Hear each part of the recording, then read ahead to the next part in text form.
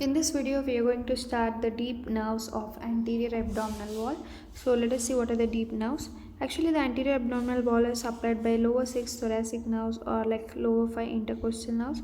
So you can see here the ventral rami of T6 to T12. These are the thoracic nerves, and also the lower 5 intercostal and 6 thoracic nerves are supplying it, and also subcostal nerve. Subcostal nerve is a T12 nerve, right?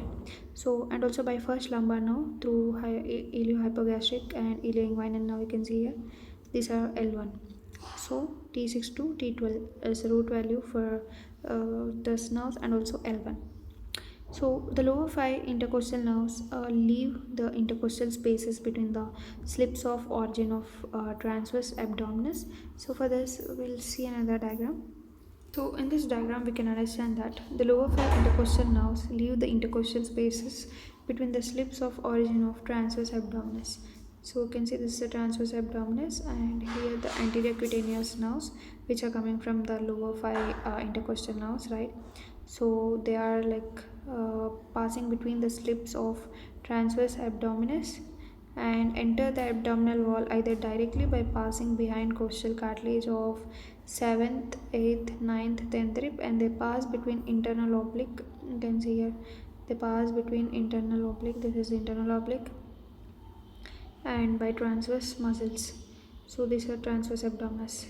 So between them they'll pass and pierce the posterior lamina of internal oblique. So this is internal oblique, so it will pierce it and it will, you know, go into the internal oblique aponeurosis to enter the rectus sheath. Within the sheath they pass behind the rectus abdominis in front of epigastric artery.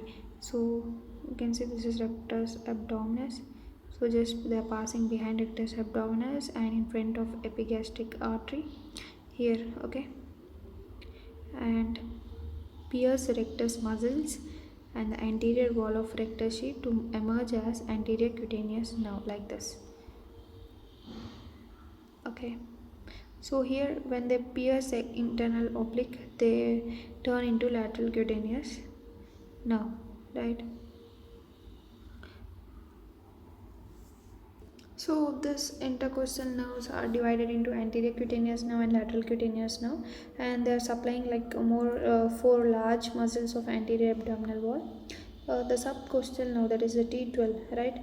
The subcostal nerve is the anterior primary ramus of 12th thoracic nerve. It enters the abdomen by passing behind lateral arcuate ligament, okay, of the diaphragm and running in front of quadratus. So actually the subcostal nerve also will enter from this way only. So first it will come lateral to arcuate ligament of diaphragm and run in front of quadratus lumborum, and it pierces the transverse abdominis muscle here and enters into the neurovascular plane. You can see here this is a neurovascular plane. So after entering into neurovascular plane, it course and distribution are similar to intercostal nerves. So after that also it will go like this, intercostal nerves, okay. And except that it also supplies a pyramidalis, and lateral cutaneous branch supplies the gluteal region, right? Lateral cutaneous, now you can see here it supplies a superior anterior part of the gluteal region, whereas a subcostal nerve will also supply pyramidalis muscle. Next, coming to iliohypogastric and what is that, ilioinguinal nerves. So actually iliohypogastric and ilioinguinal nerves, they do not enter the rectus sheath. The iliohypogastric nerve pierces internal oblique. So here's internal oblique. So iliohypogastric nerve will pierce this internal oblique from deep to superficial surface in front of anterior superior iliac spine. Okay, let me show the diagram for that. So here you can see these are the iliohypogastric nerve and ilioinguinal nerve. Actually, these both nerves do not enter the rectus sheath. Iliohypogastric nerve pierces the internal oblique. You can see here this is the external oblique. So it will pierce the internal oblique muscle from deep to superficial in front of anterior superior iliac spine and becomes cutaneous by piercing external oblique aponeurosis above superficial inguinal ring. So this is superficial inguinal ring. So above it, its lateral cutaneous band supplies a gluteal region. Next, coming to ilioinguinal nerve. So ilioinguinal nerve has no lateral cutaneous branch. It pierces the internal oblique muscle just below and medial to iliohypogastric nerve, runs with the spermatic cord or with round ligament of uterus, and becomes cutaneous by emerging through superficial inguinal ring over here like this. So this is ilioinguinal nerve. So these are the deep nerves. So nothing but we are discuss about the deep nerves. First we discuss about anterior cutaneous nerve, lateral cutaneous nerve, and we would also discuss about subcostal nerve. Actually the subcostal diagram is not shown here, but it just remember that it just passes front to quadratus lumborum and pierces the transverse abdominis and enters the neurovascular plane.